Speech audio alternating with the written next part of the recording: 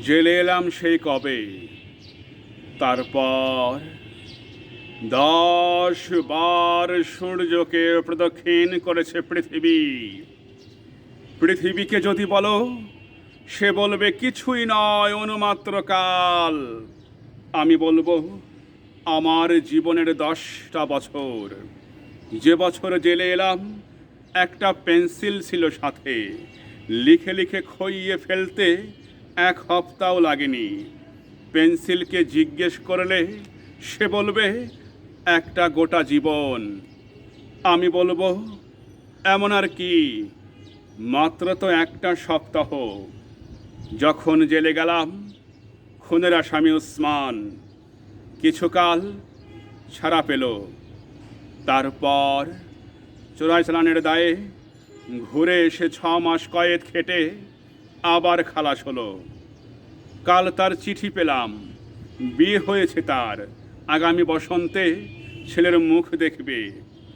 আমি জেলে আসবার সময় যে সন্তানেরা জননীর গর্ভে ছিল, আজ তারা 10 বছরের বালক। সেদিনকার রোগা ঠ্যাং লম্বা ঘোড়ার বাচ্চাগুলো বেশ কিছুদিন হলো রীতিমতো নিতম্বিনী ঘোড়ায় পরিণত হয়েছে। কিন্তু জলপাইয়ের জঙ্গল আজও সেই জঙ্গল, আজও তারা তেমনই শিশু।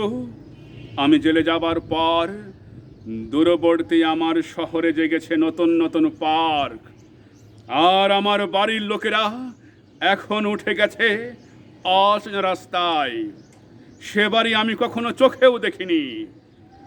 যে বছর আমি জেলে এসেছিলাম, রুটি ছিল তুলোর মতো সাদা। তারপর এই রেশনের যুগ, এখানে এই জেলখানায় লোকগুলো মুঠিভর রুটির জন্য হন্যে হলো। আজ আবার অবাধে কিনতে পারো, কিন্তু কালো বিস্বাদ সেই রুটি। যে বছর আমি জেলে এলাম, দ্বিতীয় যুদ্ধের সবে শুরু। দাচাওয়ের শ্মশান চুল্লি তখনও জ্বলেনি, তখনও অ্যাটম বোমা পড়েনি হিরোশিমায়। টুপি টিপে শিশুর রক্তের মতো সময় বয়ে গেল। তারপর সমাপ্ত সে অধ্যায়। আজ মার্কিন ডলারে শোনো তৃতীয় মহাযুদ্ধের বল। কিন্তু আমি জেলে যাবার পর আগের চেয়ে অনেক উজ্জ্বল হয়েছে দিন। আর অন্ধকারের কিনারে থেকে ফুটপাতে তাদের ভারী হাতের ভর দিয়ে তারা অর্ধেক উঠে দাঁড়িয়েছে। আমি জেলে যাবার পর সূর্যকে 10 বার প্রদক্ষিণ করেছে পৃথিবী, আর আমি বারংবার সেই একই কথা বলছি। জেলখানায় কাটানো 10টা বছরে যা লিখেছি সব তাদেরই জন্যে যারা মাটির পিঁপড়ের মতো, সমুদ্রের মাছের মতো, আকাশের পাখির মতো অগণন, যারা ভীরু, যারা বীর, যারা নিরক্ষর, যারা শিক্ষিত, যারা শিশুর মতো সরল, যারা ধ্বংস করে, যারা সৃষ্টি করে, কেবল তাদেরই জীবন বৃত্তান্ত মুখর আমার গানে।